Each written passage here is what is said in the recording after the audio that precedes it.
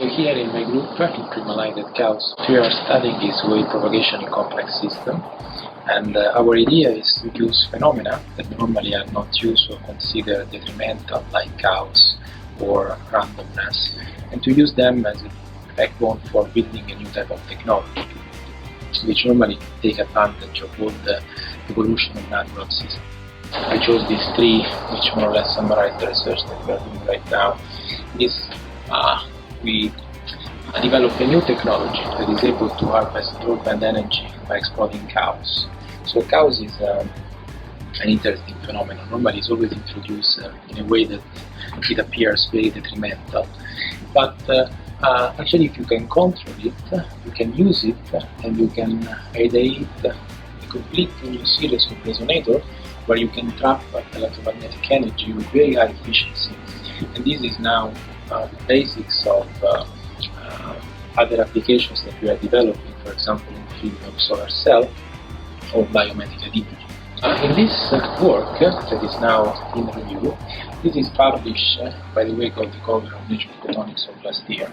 This is given a review of Nature. This is also an interesting work. In this work, what we did is that we took a rare event, a rare phenomenon. In nature, the equivalent of what we did is a tsunami or a rock wave.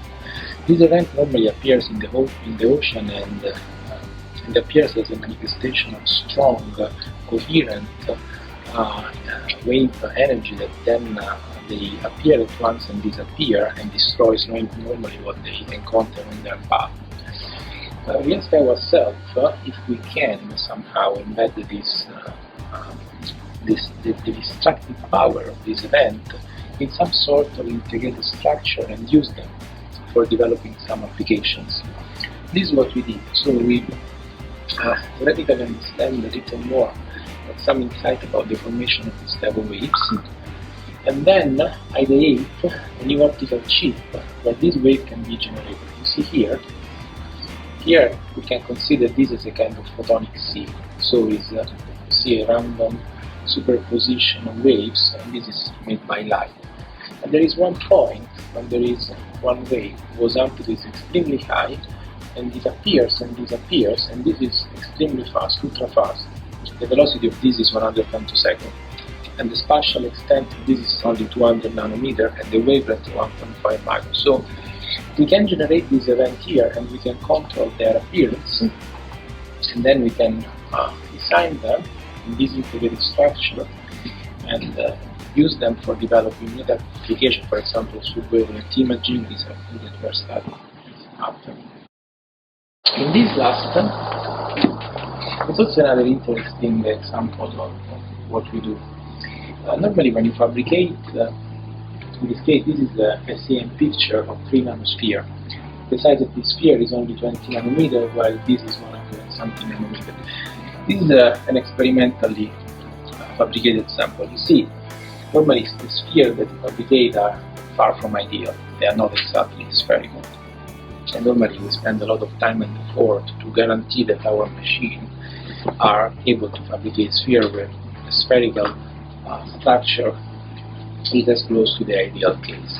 Actually, what we demonstrate is that if you exploit the randomness that is normally generated by your structure in your machine, well, what you get is that you can design new nano lenses that are able to focus the electromagnetic wave and generate very huge hotspot of energy, which are orders of magnitude higher than what you would generate if you have an ideal structure. So, in this case, you don't have to fight what nature already gave you, but just you have to exploit it in a constructive manner. And this is part of a patent that we just did at KAUST, and we employed this in the design of new biomedical chip in collaboration with Professor Di Fabrizio here for doing biomedical imaging. The experiment that we did demonstrated we are able to detect cancer in the breast at a very early stage thanks to this new patent. And one of our students that worked on this one, Totero Ongora, also got a presentation award at EPL in a conference where he presented his work. This more or less summarizes what we do here. So our idea is, as I said at the beginning, to use disorder and all these effects that normally are not used and not exploited in application because they introduce unpredictability in a way where we can use them and harness for developing new type of applications. Hello, my name is Changxu. I'm from China, and now actually this is my first year in NRS Group. So previously I got my bachelor degree in China at Tongji University in Shanghai, and then I got my master degree in the University of Rochester in the United States, and before I came to KAUST, I was a PhD candidate in the Stony Brook University in New York. And now in this group, my research mainly focuses on the interaction between the light and the materials in the chaotic system.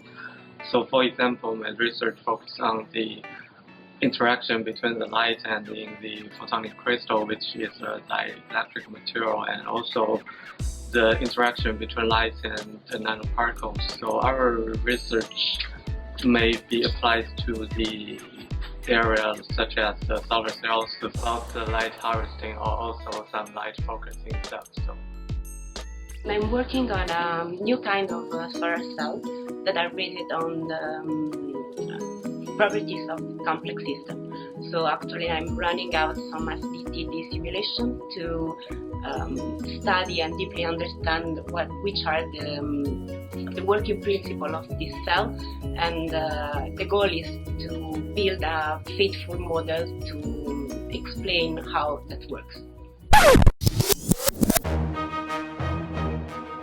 for me, actually, the most attractive of KAUST is that you have like unlimited resources here, so you can focus 100% yourself to the research. That's really a very good point here.